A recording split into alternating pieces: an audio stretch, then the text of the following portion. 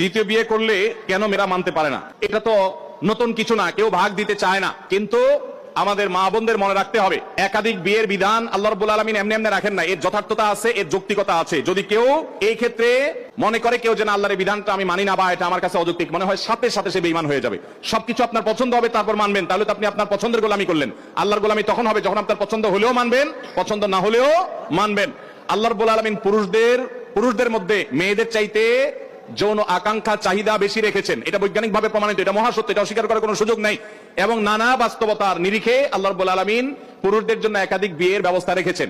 তাছাড়া একজন নারী তিনি যদি একাধিক স্বামীর তার থাকে, তাহলে সেক্ষেত্রে সন্তান কার হবে নিরূপণ করা জটিল হবে। কিন্তু কয়েকজন স্ত্রী যদি একজন পুরুষের থাকে, তাহলে সবগুলাই একজন বাবার দিকে সম্বন্ধিত হবে, মা তো মায়ের গর্ভে ধারণ করেছে।